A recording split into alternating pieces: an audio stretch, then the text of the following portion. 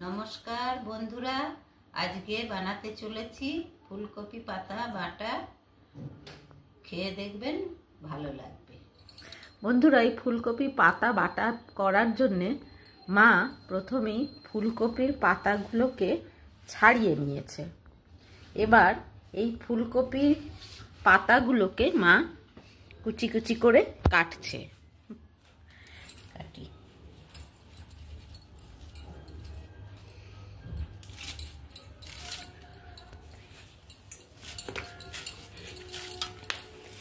এই রান্নাটি আপনারা আগে খেয়েছেন কিনা জানি না।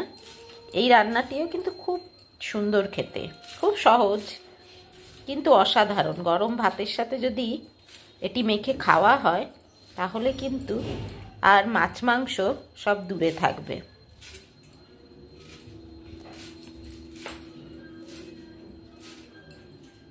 এই ফুলকপি পাতা বাটার জন্য ফুলকপির পাতাগুলো যে কুচি করে কেটে রাখা হয়েছিল সেগুলো ধুয়ে রাখা হয়েছে, আর নেওয়া হয়েছে কাঁচা লঙ্কা আর কালো জিরে। এই দিয়েই আমাদের তৈরি হয়ে যাবে ফুলকপির পাতা বাটা। এই উপকরণগুলো আমাদের ঘরেই থাকে। ফুলকপি আমরা কিনে আনি, তার পাতা তো আমরা সহজেই পেয়ে যেতে পারি, আর কাঁচা লঙ্কার কালো জিরে এ তো আমাদের ঘরেই থাকে। এই দিয়েই তৈরি হয়ে যায় এক লোভনীয় রেসিপি। সেটাই আজকে আমার মা আপনাদের করে দেখাবে। যদি ভালো লাগে চ্যানেলটি বন্ধুরা, তবে অবশ্যই লাইক, শেয়ার, কমেন্ট করবেন এবং সাথে অবশ্যই সাবস্ক্রাইব করবেন। ফুলকপি পাতা বাটা করার জন্য কড়াইতে সর্ষের তেল গরম করতে দেওয়া হয়েছিল। এবার কি দিতে হবে মা? দাও।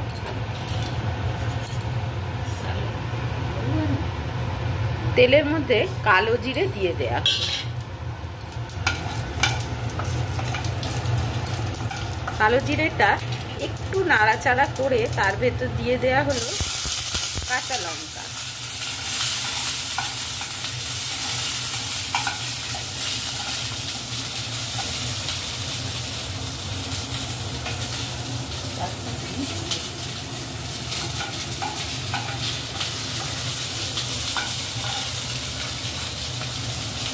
এরপর এটা একটু ভাজা ভাজা করে নেওয়া হচ্ছে।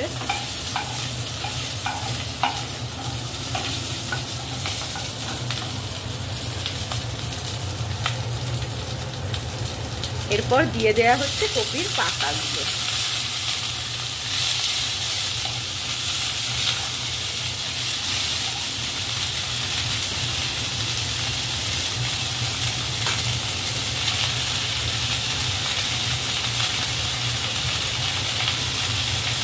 এই রান্নাটা সবাই খেয়ে ভালো বলে, তাই না মা? হ্যাঁ, কত সবাই খেয়েছে বলো এই রান্নাটা? সবাই খেয়েছে।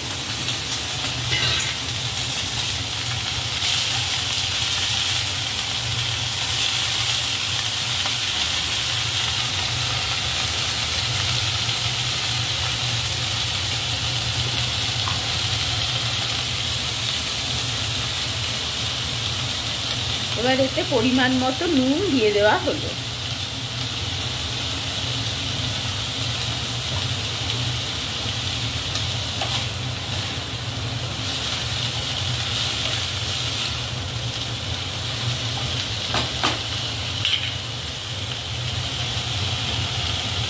পাতা দিয়ে জল বেরোবে, সেই জলটা কিন্তু আস্তে আস্তে শুকিয়ে নিতে হবে। এবার পরিমাণ মতো হলুদ দিয়ে দেওয়া হচ্ছে।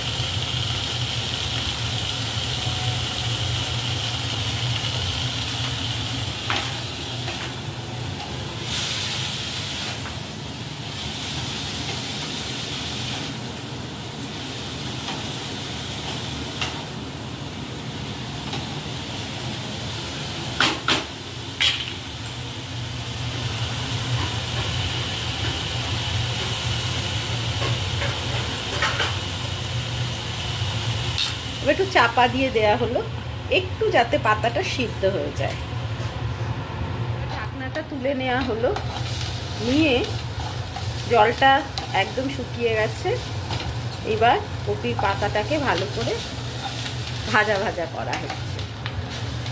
দেখবেন যখন ভাজা করা হবে একটা বেশ সুন্দর গন্ধ বেরোবে।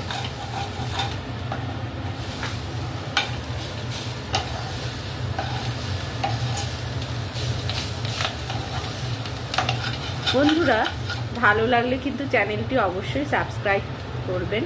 একটু কাঁচা সর্ষের তেল ওর মধ্যে দেওয়া হচ্ছে, আর লাইক শেয়ার কমেন্ট কিন্তু অবশ্যই করবেন।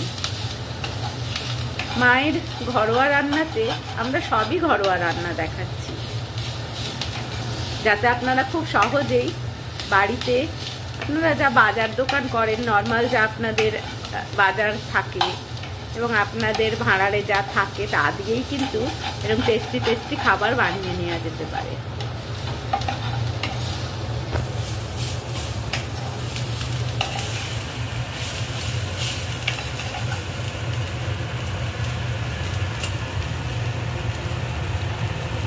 দেখুন ভাজাটা কেমন হচ্ছে।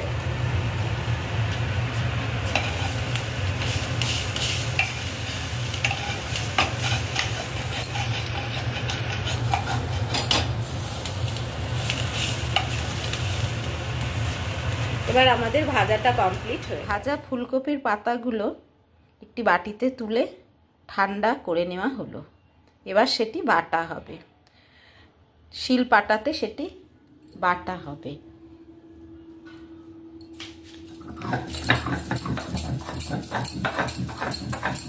আমাদের বাড়িতে মিক্সার রয়েছে, তবুও আমার মা কিন্তু সমস্ত রান্না এই শিল পাটাতেই করে। তার কারণ এই শিল পাটাতে যে মশলা বেটে খাওয়া হয় তার স্বাদ কিন্তু একদম অন্যরকম।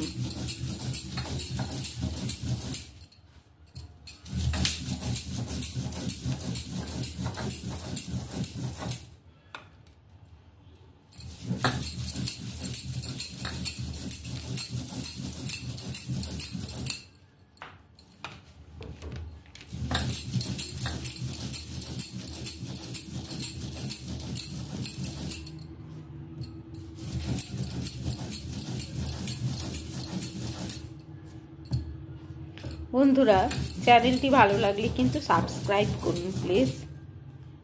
সাবস্ক্রাইব করলে পরে কিন্তু আপনারা এরকম সুন্দর সুন্দর ভিডিও আরও দেখতে পাবেন, এবং পাশে থাকা বেল আইকনটি অবশ্যই চেপে দেবেন।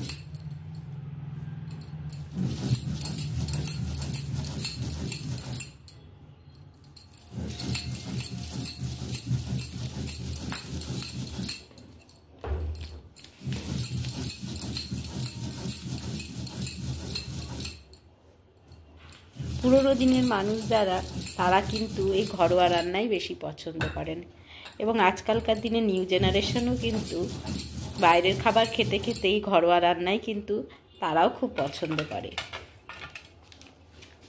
আর আপনাদের জন্যই এই চ্যানেলটি আমার বানানো, যে আমার মায়ের তৈরি ঘরোয়া রান্না আপনাদের কাছে পৌঁছে যাবে এবং আপনারাও কিন্তু বাড়িতে এই রান্নাটি করে খেতে পারবেন।